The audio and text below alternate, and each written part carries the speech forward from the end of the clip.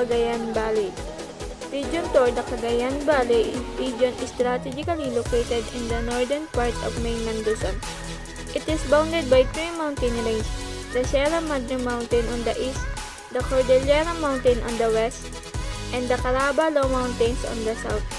The region consists of 5 provinces: the Valley Province of Cagayan and Isabela, the Mountain Province of Quirino and Nueva Vizcaya, and the Island Province of Batanes. With 89 municipalities, 4 cities, and 2,311 barangays, it has 10 congressional districts. Cagayan Valley have a distinct history. Long before the coming of Spaniards into Valley, fishing village exists on the bank at the mouth of the rivers and creeks flowing into the sea. The Spaniards found natives inhabiting the narrow coastal plain in northern Luzon and floodplain of the Cagayan River, the Ibanags. Ibanags they named that way because they lived on the banks of Manaag, a native word for river. They were a study Indonesian type with a culture of their own. They maintained commercial intercourse with China, Japan, and other neighboring countries. The early Ibanags kept their writing on barks of trees and bamboo, depicting the heroic death of their chiefs. These tales were used as song by bards during victories in wars, on weddings, and other important events, and were therefore handed down from generation to generation like famous epics in Bayawag and Malana, Chip, and Macwil at Cabagan Beja. When Don Juan de Salcedo explored northern Luzon in 1567, he landed his forces at a place now called Mission, in the municipality of Bugay, located near what is believed to be the original mouth of Rio Grande de Cagayan. In the course of centuries, the Cagayan River gradually strayed its meandering course by leaving a Rio Muerte or lagoon south of Bugay. The lagoon, believed to be original mouth of the Cagayan River, measures about 16 kilometers long and roughly 1 kilometer wide. It was, however, in 1581 that the Spaniards, headed by Captain Juan Pablo Carrion, with his soldiers and their families, settled in the region. Thereafter, Spanish missionaries gradually presented deeper into the valley, teaching and converting the natives. Laloc was named Nueva Sugubaya by Juan Pablo Carrion in 1581 and was visited by Juan Salcedo in 1572 and Luis Perez Dasmariñas in 1592. The parish church of Laloc was constructed under the direction of supervision of Domitian Perez in 1588. Laloc was the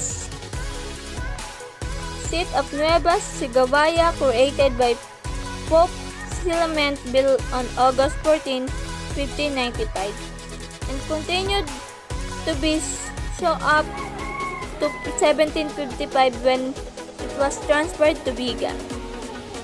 Lalo was the capital of Cagayan province from 1581 to 1839 when the provincial government was moved to the town of Tugigaraw, which was made capital of Cagayan up to the present.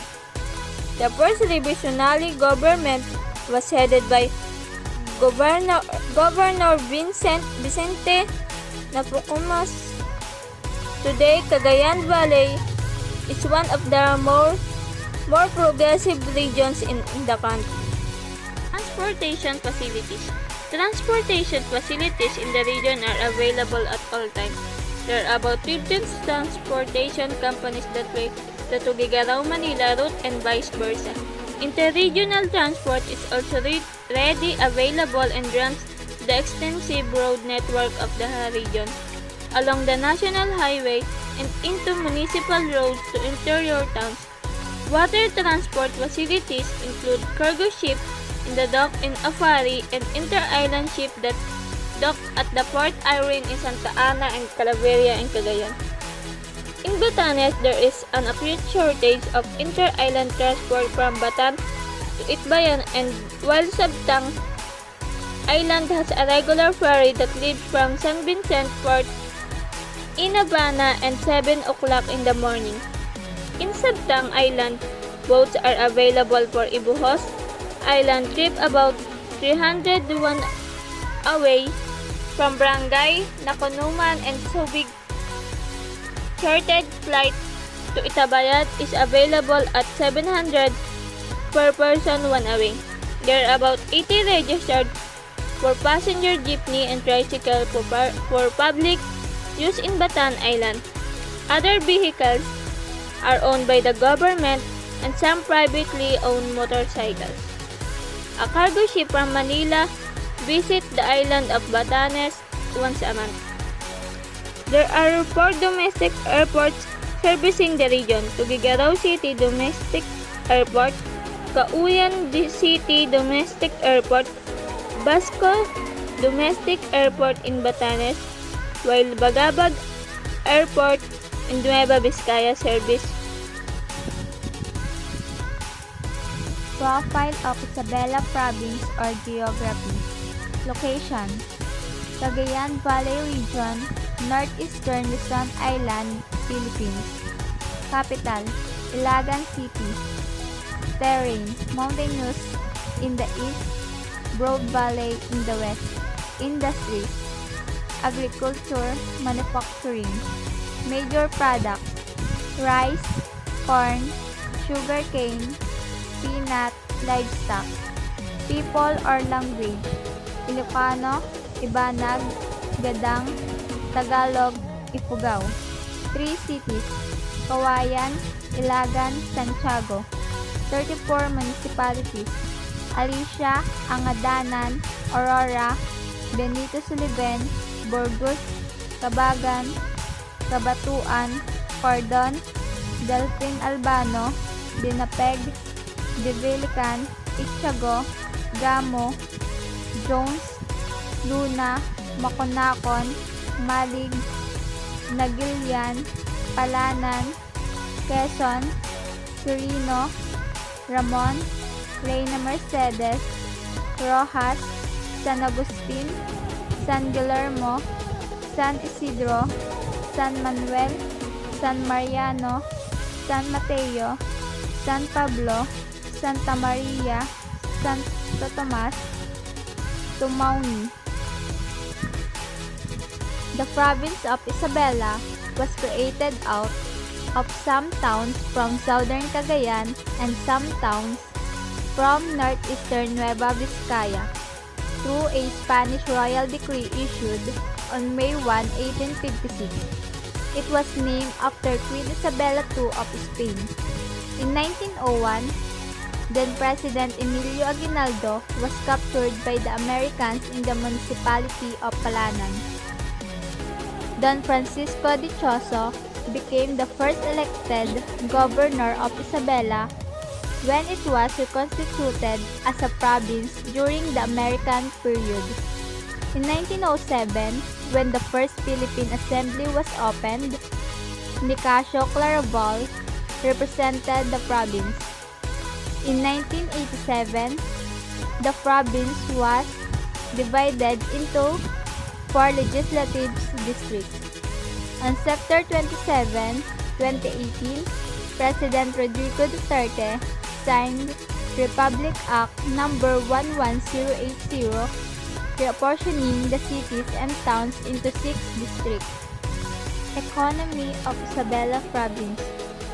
Isabela is largely an agricultural area where rice, corn, peanut, and sugarcane are the main products. It is the top producer of corn and peanut in the Philippines and the second top producer of rice. Although there are few large manufacturers such as soft drinks bottling, manufacturing is still undeveloped in the province.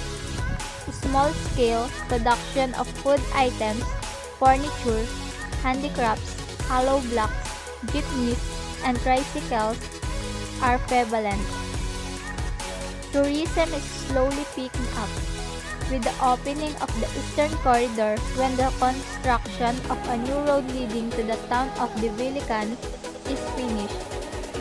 The tourism potential of the province is expected to be fully developed.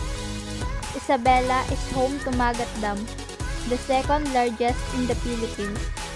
With its 3 fast-growing cities, it has attracted many Metro Manila-based chains of shopping centers and real estate companies. Profile of Cagayan Province. Location: Cagayan Valley region in northeastern Luzon, Philippines. Capital: Tuguegarao City. Terrain: mountainous in the east and west, broad lowlands at the middle part, bisected by the mighty Cagayan River. Industries: agriculture, cottage industries. Major products: rice, corn, tobacco, livestock. People are language: Ilocano, Ibanag, Tagalog. City: Tuguegarao.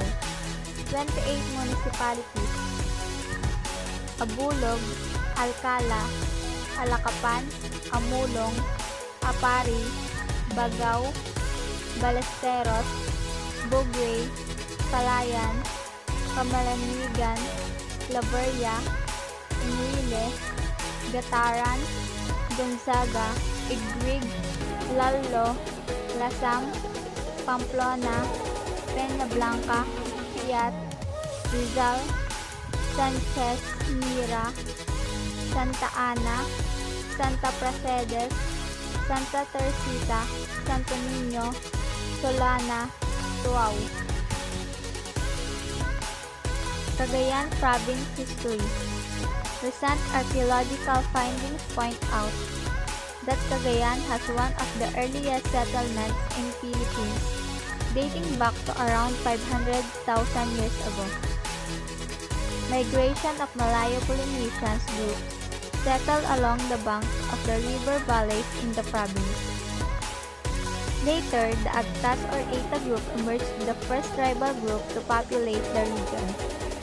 As more people moved to the province, other tribal groups such as Ibanags, Itawes, Yogads, Gadangs, Urayas, and Malawegs were formed, and the aboriginal people were pushed to the hinterland. This group of people had trading relations with other nations, particularly the Japanese and the Chinese. The Spanish colonizers, led by Juan de Salcedo, explored the coastal areas and June 29, 1580, established what is now the province of Cagayan after driving away the Japanese pirates. The town of Lalo became the seat of the Diocese of Nueva Segovia in 1595, which covered the whole of northern Luzon. On September 7, 1758, the seat of diocese was transferred to Vigan in Ilocos. The original province of Cagayan covered the whole Cagayan Valley. Through the centuries of the provinces such as Nueva Vizcaya, Isabela, Batanes, and Quirino were created. In 1901, Cagayan as a province was again formalized with the enactment of Act No. 209 by the United States Philippines Commission. When the first Philippine legislature was established in 1907, the province was represented by Pablo Guzman, 1st District, and Gabriel Lasang, 2nd District. During the World War II, the town of Apari was one of the earliest landing areas of the invading Japanese forces. Batanes Profile. Batanes is a group of islands in northern Philippines. It is one of the provinces that constitute the Cagayan Valley region. Location: between Cagayan Province and Taiwan. Etymology: Batan from the Ivatan word for the people of the land. Capital, Basco. Number of islands, 10. Biggest, Batan, Itabayat, and Sabtang. 6 municipalities, Basco, Itbayat, Ivana, Mahataw, Sabtang, Uyugan. Native dialects, Ivatan. Other languages spoken, Ilocano, Tagalog, English. History of Batanes. The islands were occupied by people who are believed to be descendants of Austronesians.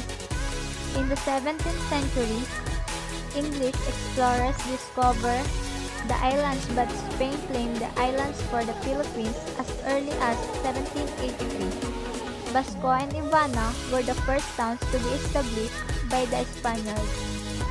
During the early parts of the 20th century, the American authorities made islands part of Cagayan local administration. In 1909, it was made an independent province. The Japanese forces occupied the islands and made it in their jumping off point to their invasion of the Philippines during World War II. The Batanes protected landscape and seascape made it to the tentative list of the Philippines for UNESCO World Heritage Site in 1993. The Philippines government is hopeful that in the near future, it will be included in the list of heritage sites. How to go there? The island province of Batanes is accessible by Ervia, the Basco Airport, and Itbayat Airport.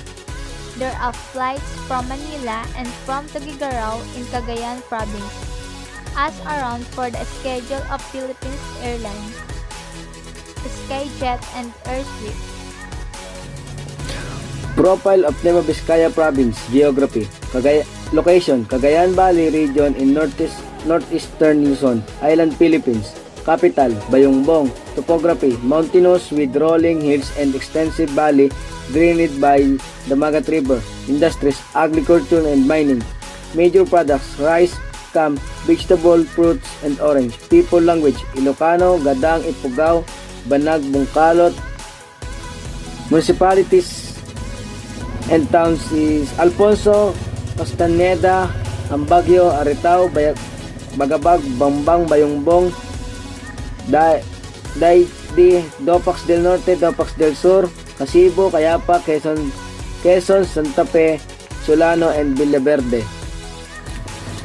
Nueva Vizcaya's history. The name of the province is derived from Vizcay, a province in Spain. It means New Vizcay.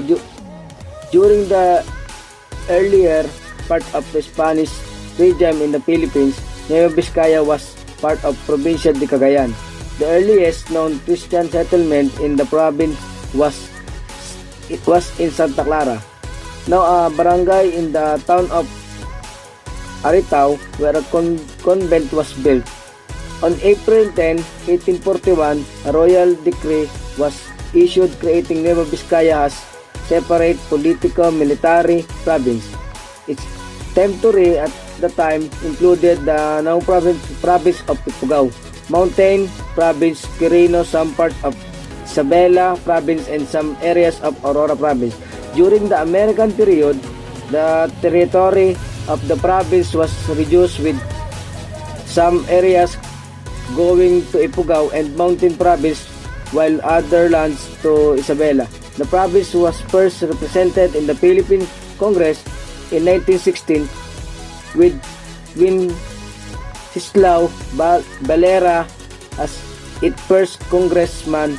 During World War II, Balete Pass, now Dalton Pass in Santa Fe municipality, was the scene of a major battle between the Japanese and the combined American-Filipinos force. In 1971, the territory of the province was further reduced when Quirino Province was created.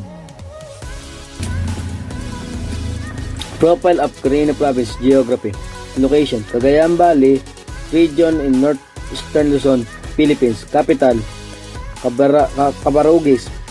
Topography: mountainous, rolling hills and broad valleys. Industries is agriculture, light manufacturing such as furniture and dried flower production.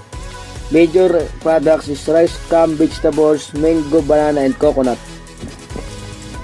People language: Ilocano, Ifugao, Gadang, Kankanay, Bungkalot. Municipality: Aglipay, Cabarugis, Dipon, Madela, Nagtipunan, Saguday. History of the province. Quirino Province got its name from the 6th President of the Philippines, Carlos Quirino. Its present territory was carved out of the land from southern Isabela and southeastern Nueva Vizcaya. On June 18, 1966, the sub-province of Quirino was created through Republic Act 4734. At that time, it covered only 4 towns, namely Dipon, Saguday, Aglipay, and Madela.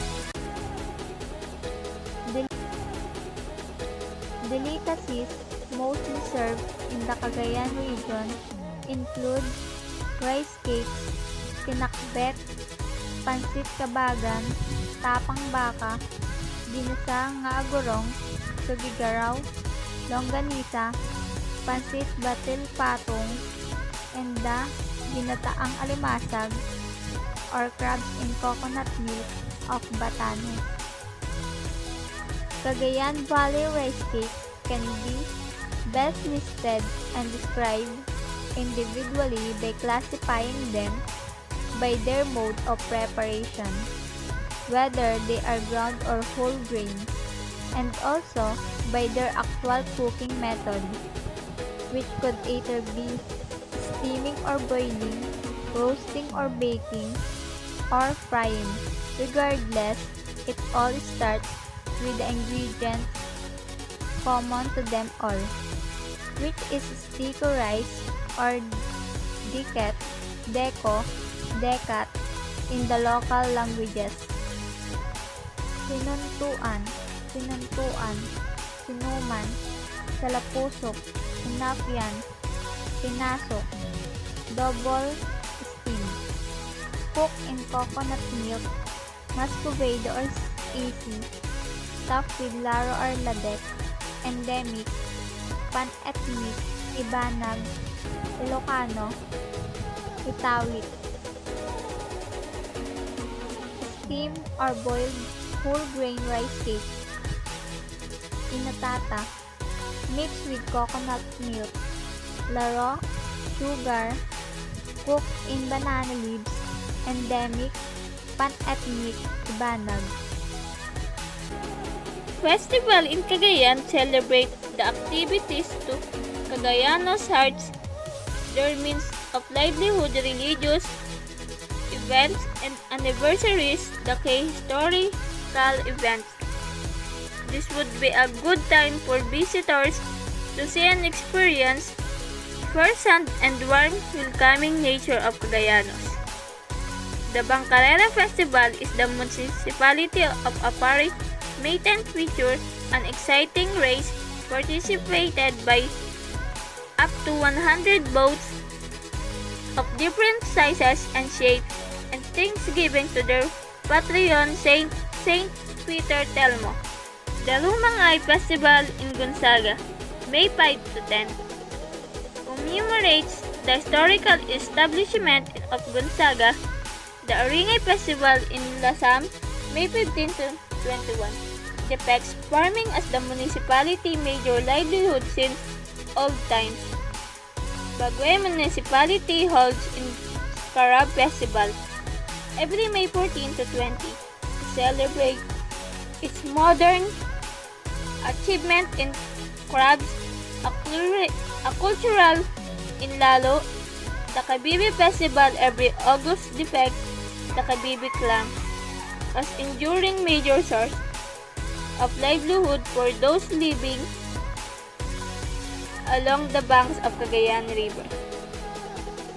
The province-wide festival are Agaw na Cagayan, June 23 to 29, which commemorate the establishment of civil government in Cagayan on June 29, 1582.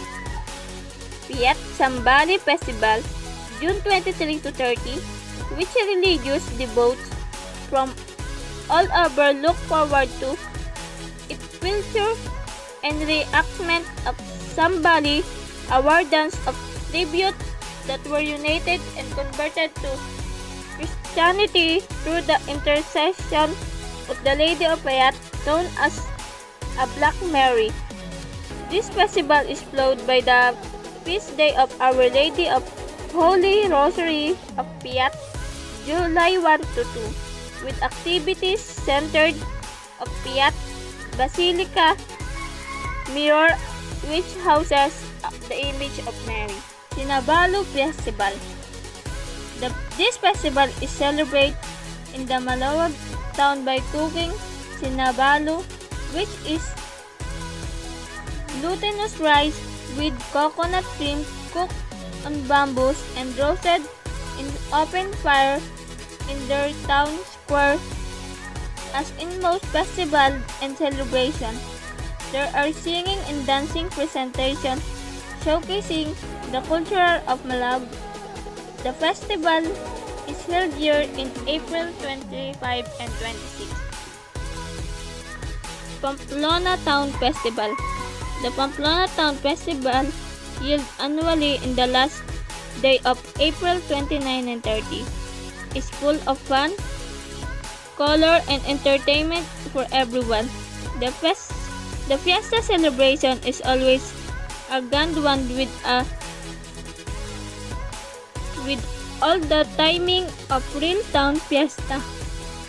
The celebration which focus on Pamplona culture heritage is always well attended, especially during sports activities, cultural presentation, and challenge of makeshift wine making and videoke bars, locally termed as contents singing.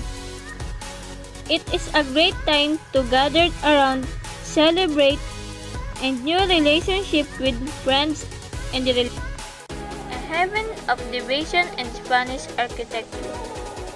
Get a feel of old Spanish times as you walk around the old church of Cagayan. Among the more popular sites, the Basilica Mirror of Our Lady of Piat in the western part of Cagayan houses a statue and image of Mary, which was first introduced in Lalo in 1604, then known as Nueva Segovia. St. Peter Cathedral is the biggest Spanish bullet church in Cagayan Valley region. Its construction was complete in 1767. It suffered massive destruction in World War II but was rebuilt, and it was now considered one of the most beautiful works of art in the country and the world today. Cala Filomena Church, built in 1881, is the widest church in the province, measuring 30 meters wide by 90 meters long, yet is made principally of bricks. The oldest bell in the far is in St. Jacinto Palona Parish Church in Calamanuigan, Forget. In the year 1595, it was brought to Manila in 1937 as part of the attraction during the 30th International Eucharistic Congress. Hiking, fishing, swimming. The long widening coastline of Cagayan harbors may spot of water-oriented activities like sports, fishing, swimming, and snorkeling. The Pampalao Island, with its windy, undulating hills in Santa Ana, famous worldwide for its abundant marine life and the site of national international game fishing competition. Explore its old cape Ingano Lighthouse, which dates back the Spanish regime. It is still only operational lighthouse in the northeastern coast. What is the culture of tradition of Cagayan Valley? The Itawis are noted for the pottery and basket weaving tradition. The culture of Cagayan is shown in museum, historical building, and archaeological sites spread across the province. In Sulina, the Neolithic archaeological site in Lanay have built stone to old use as early as 2000 years back. 1. Clothing. They were simple clothes. Old women wore fan and kimono, while men used camisa de chino or the barong Tagalog. The Japanese have influence. 2. The family is very close. All stayed with their parents. 3. Before marriage, Ilocano children will ask for approval of the same set of parents first. Parents decide if they want to agree to let their children get married. They sing old songs, wide and poems alongside puzzles, melodies, and the vocabulary produced by Ibanag. What are the major cultural groups in Cagayan Valley region? Majority were Ilocanos. Ilocano was the most prominent ethnic group in Cagayan. Of the total household population, 68.57% classified themselves as Ilocanos. The next three prominent ethnic groups were the Itawit 8.63%, Ibanag 8.51%, and Itawis 7.81%. What is Cagayan Valley region known for? Cagayan Valley, the fourth largest region in the Philippines, covers 26,838 square kilometers.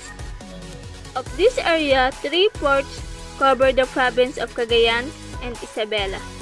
The region has a wide expanse of rich agricultural lands sustainable to a wide variety of agricultural commodities. What are the beliefs of Cagayan Valley?